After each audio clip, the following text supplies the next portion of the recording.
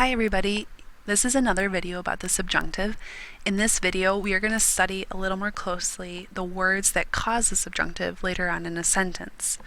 We are also going to see how a sentence that uses the subjunctive is set up. It follows a pretty clear pattern. So by the end of this video you should have done 4 things. You should be able to do 4 new things. Number 1, you should know the formula for a subjunctive sentence. You should understand the different parts there are to a subjunctive sentence. You should know the acronym for words that quote-unquote trigger the subjunctive. And you should know what types of words go under each letter in that acronym. Alright, so I want to start with some example sentences that all have the subjunctive in them. And remember, this is the present tense subjunctive. So we are speaking in the present tense at this point. Alright. So in the first sentence, it says, my mom hopes that I go to a small university. The second sentence says, I am happy that you and your boyfriend are getting married. The third one means it is important that you learn the subjunctive. The fourth, the doctor recommends that I run 3 times a week. The fifth, his parents doubt that he studies for 3 hours every night. And number 6, may God grant, or it translates better as I hope that all the students learn the subjunctive well. So what I'm going to do is I'm going to split these sentences up into 3 different parts. So you can see that a subjunctive sentence has 3 parts. It has a first clause, a second clause, and the 2 clauses are connected by the word que. Que is what we call a relative pronoun. Some other relative pronouns that you might see are quien and como. But in my experience, que is the most common. So that's why I just included que. So by splitting the sentences up the way I did, I hope you can kind of see how these sentences are set up, how the subjunctive is used. So what happens, guys, is in the first part of the sentence we have a first subject and an indicative verb. Remember, the indicative is a mood that means the speaker is sure of something. Then we have our relative pronoun, and then we have a totally different subject and a verb that's in the subjunctive. The subjunctive suggests that the speaker is uncertain about that part. So, what do I mean by that? If I say my mom wants, her wanting something is certain. What she wants, though, is uncertain. So my mom wants me to go to a small university. Of course, this part is true, that she wants it. This part is not certain. I'm not sure if I'm going to go to a small university, whether she wants me to or not. The second one, yo me alegro que tú y tu novio se casen. I am happy that you and your, the word would be fiancé, are getting married.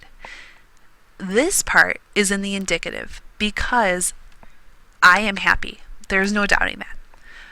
But unfortunately, with emotions, anything can go, anything can change. And when we use an emotion, it automatically causes the subjunctive in the later part of the sentence. That's why the second part is in the subjunctive.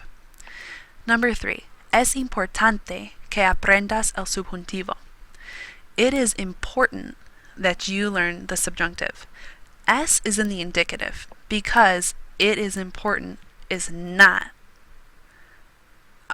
I'm certain that it is important. Whether you learn the subjunctive or not, that part I'm not sure. I hope you do. I want you to. I think it is important that you do. But because I use the subjunctive here, it's telling the listener that I am uncertain about that. Let's go on. I think you guys are hopefully starting to get it. Okay? All of these blue verbs that are underlined, bolded, and italicized are called weirdo verbs, and I'm going to explain that now. A weirdo verb is an acronym for us to remember what types of verbs trigger the subjunctive in the second part of the sentence.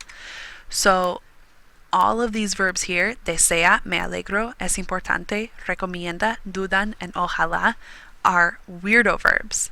And what they do is they trigger the subjunctive in the second part of the sentence. So I want you to go ahead and pause this here, copy these verbs down. I promise you that it'll be very helpful to you. Some things that I do want to go over, remember that weirdo is an acronym. W stands for wants and wishes. So when a speaker wants something or wishes for something, that will cause the subjunctive in the second part of the sentence. E stands for emotion. When a speaker uses an emotion in the first part of the sentence, it will cause subjunctive in the second part of the sentence. I, impersonal expressions. Usually it starts with the verb es or son, and you'll have an adjective here. So it is blank that. It is necessary that, it is good that, it is bad that, it is fantastic that, it is important that, it is strange that. These types of impersonal expressions will cause the subjunctive in the second part of the sentence. R stands for recommendations. Okay, so three common verbs here are recomendar, sugerir, aconsejar. D stands for doubt or denial. Dudar, no creer, no estar seguro, no parecer, no pensar. And then O stands for ojalá. And O is kind of a funny word. It actually means may God grant. But it typically translates to something like I hope.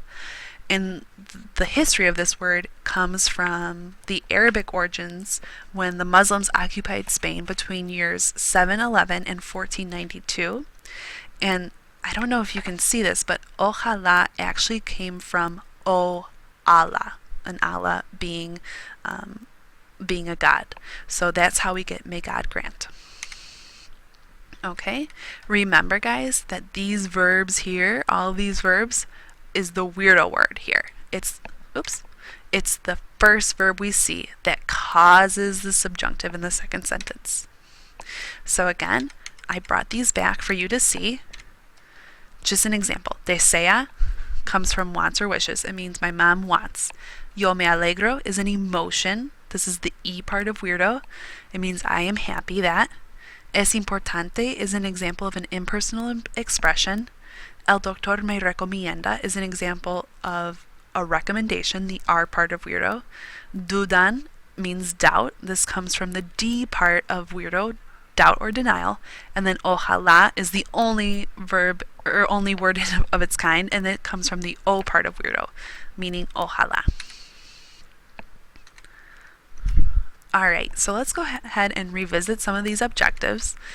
By now, you should know the formula for a subjunctive sentence. You should understand that there's different parts, meaning there's two different clauses and they're separated by a relative pronoun.